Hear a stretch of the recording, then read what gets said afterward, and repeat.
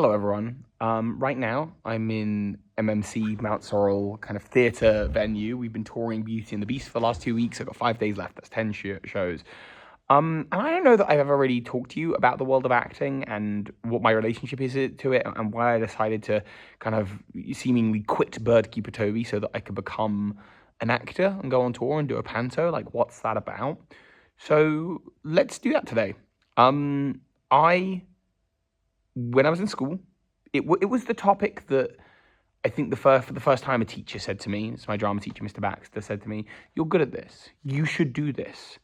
That kind of little nudge of encouragement did feel like, very validating. And it was something that I think when I began that journey, I felt like I was good at this. I went in because someone told me I was good at it, and so I was good at it.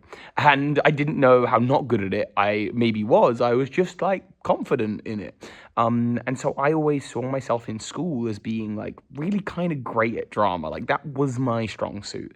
I think it helps as well, the kind of the autism, the ADHD, all the rest of it kind of helps to a degree of like, I don't really mind who I am, and if I'm coming across strange and being a bit quirky and whatever, I find a lot of joy in being weird around people. I think that's something I discover more and more. Being a little bit cringy is and making other people feel maybe a little uncomfortable, but maybe a little bit excited by the presence of weird is like a fun thing. And so I did that at school, unashamedly up on stage, dressed in the various costumes, saying the various lines, singing the various songs. So I went to college. And college, again, a similar deal. Like I felt like I was kind of good at this. But there was this second layer that came up in college underneath it from my lecturer, Jem, who is a wonderful, wonderful teacher who talked to me about acting as a craft of finding character and finding human essence in there. And that was something that also really, really interested me. Just running a scene over and over and over and over and over and over and over again with little tweaks of direction until you kind of crack it, you know? And I think anyone in the world of acting might know what I'm talking about when you kind of finally get the scene and you're like, oh, that's what's going on here emotionally for these characters. And it was always really exciting to me. And then I went to university, again, to do acting. I auditioned for various places, including Central School of Speech and Drama. I ended up at the University of West London in Kingston.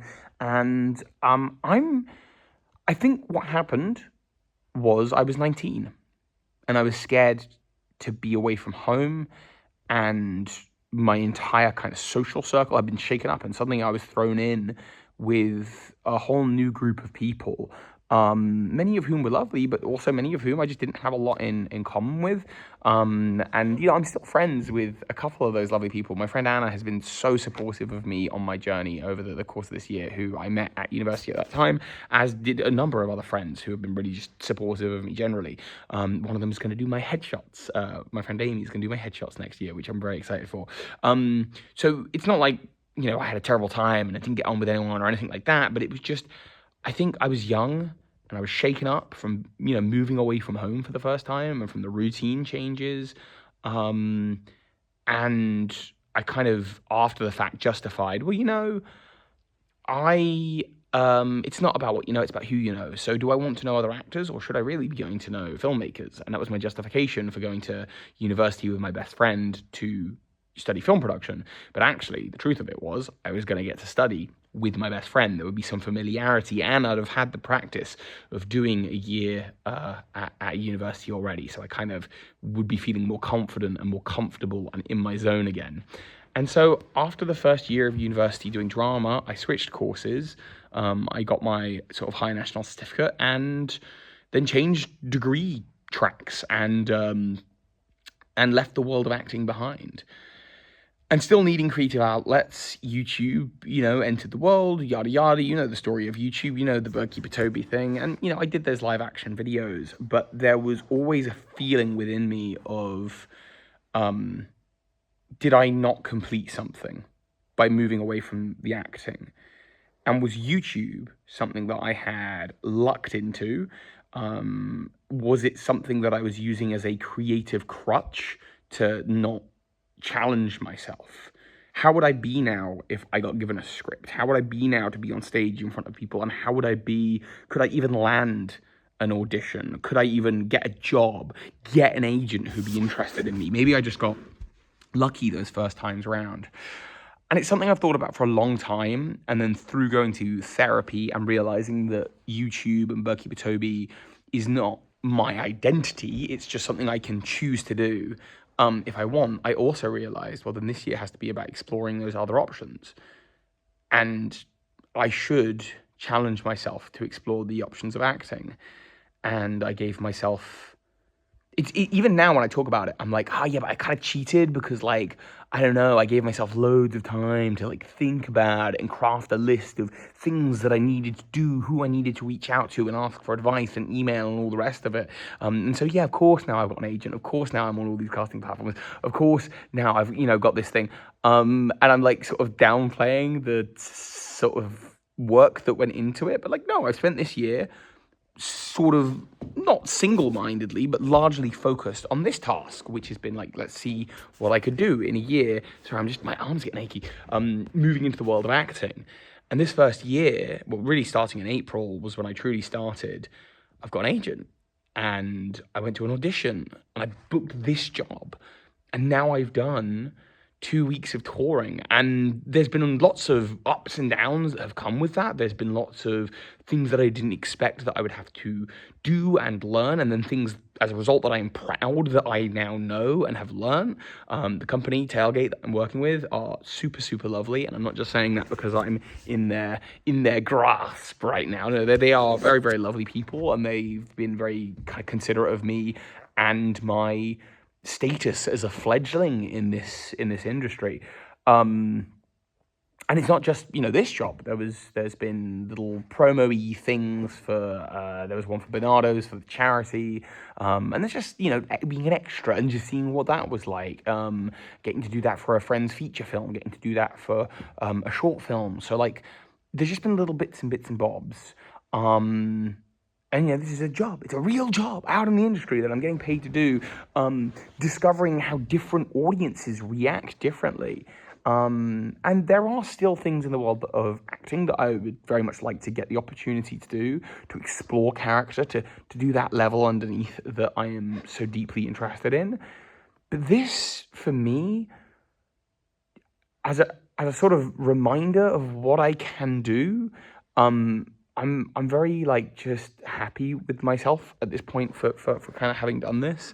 I'm tired, don't get me wrong. It's been long days. But I'm really proud of this work. Now I've not got anything lined up after this. I've got an agent, which is again very exciting, to have. And I'll take opportunities as they come. But much as Birdkeeper Toby should not be my identity, neither should Toby Rivers be my identity.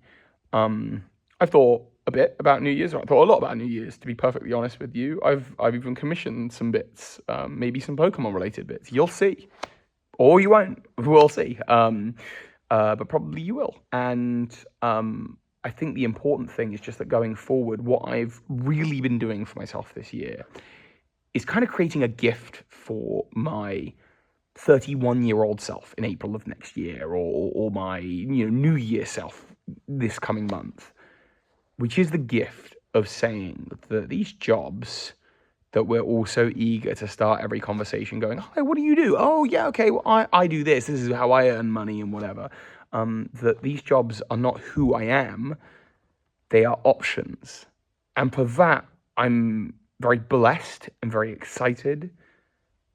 And I wanted to share that with you, that feeling. And that's cool, because I didn't know what I was going to share with you.